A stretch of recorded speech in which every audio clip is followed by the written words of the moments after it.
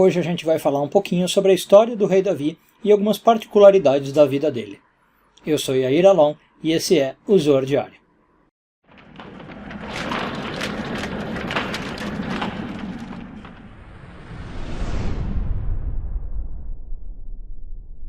Essa semana continuamos a ler a porção de Vaigash, hoje focando nos parágrafos 36 e 37 do Zohar, terceiro ano de leitura. O Zohar quer passar alguns simbolismos para nós com relação ao rei Davi. O primeiro deles é uma frase que o Talmud menciona e que o Zohar analisa. O Talmud diz que o rei Davi costumava dormir o tempo de 60 respirações longas de um cavalo. Os sábios ficam discutindo quanto tempo é isso, tá? Eles não chegam numa conclusão, mas dá para imaginar que não é muito, né? Qual é o tempo de 60 respirações, mesmo de um cavalo? Ele não dormia por muito tempo, essa é a ideia. Então, provavelmente, por noite, ele dormia 1, 2 horas, 3 horas no máximo. E aí, assim que passava esse período de tempo, ele acordava para estudar a Torá. E ele fazia com que isso coincidisse com a meia-noite. Ou seja, vamos supor que é 1 hora de sono, ele 11 horas começava a dormir para meia-noite acordar. Agora, o Zohar quer entender por que ele fazia isso, né? Por que ele só se permitia dormir 60 respirações de um cavalo. E aí ele explica uma coisa muito interessante.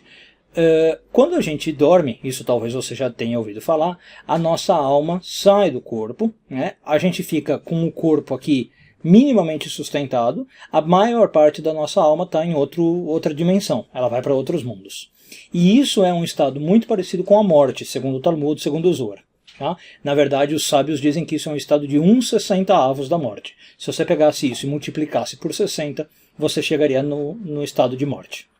E aí o Zohar explica para nós que essa saída da alma, né, para ela ir subindo, demora um certo tempo. E demora, na verdade, exatamente as 60 respirações do cavalo. Então, o rei Davi só dormia isso porque a partir da respiração 61, ele começaria a se conectar com esse estado de morte, 1/60 da morte. E ele não queria isso. Por quê? O rei Davi já representa uma sfirá baixa, que é a sfirá de Malhut. Malhut é comparada na literatura com a morte, porque é uma sfirá que recebe pouca luz, né? Ela é muito desconectada. Às vezes ela é comparada com a pobreza, às vezes ela é comparada com a morte.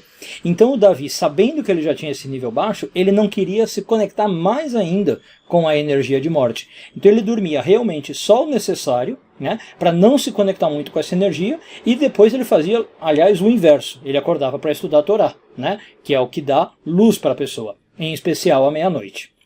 Se a gente levar essa história mais a fundo ainda, não sei se também vocês já ouviram isso, mas diz que o Davi representa tanto essa energia de morte, né, essa energia de Malhut, que na verdade, ele não era nem para nascer, né? Como é que ele nasceu? Como é que ele teve o mérito de nascer?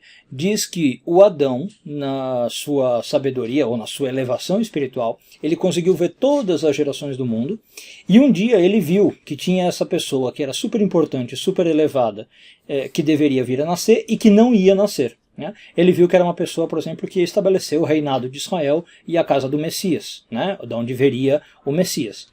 E aí ele pergunta para Deus, Adão pergunta para Deus, por que essa pessoa não vai nascer? Deus explica, e aí Adão faz um ato de doação. Ele fala, Deus, você permite que eu dê alguns anos da minha vida para que essa pessoa nasça, né? Falando do rei Davi? Deus concorda. E Adão então doa 70 anos de vida para ele, para Davi. Então Adão deveria viver 1000 anos, ele passa a viver só 930, e ele doa esses 70 anos para Davi. Agora, o Zohar diz uma coisa também interessante. A gente poderia pensar que esse presente foi só para o rei Davi, né? E na verdade não foi, porque esse presente também chega para nós. Se não fosse esses 70 anos que Adão deu, a gente não teria hoje, por exemplo, os Salmos, né, que foram escritos pelo Davi, que são uma poderosa ferramenta para evitar tudo isso que a gente está falando aqui, para tirar um pouco da energia de morte que existe em Malhut, para nos desconectar da energia negativa e nos conectar com a energia de luz. Outra coisa que o Zohar lembra é só por causa dessa doação que Adão fez para Davi e que nós nos beneficiamos com a construção do templo, né? Davi é o primeiro que começa a estabelecer a capital em Jerusalém, conquista esse território para construir o templo. Ele não vai conseguir construir, na verdade é o filho dele, mas ele é o que permite isso, ele prepara o terreno. Então esse é outro benefício que nós tivemos por causa desse presente que Adão deu para Davi. Um bom dia a todos e tudo de bom.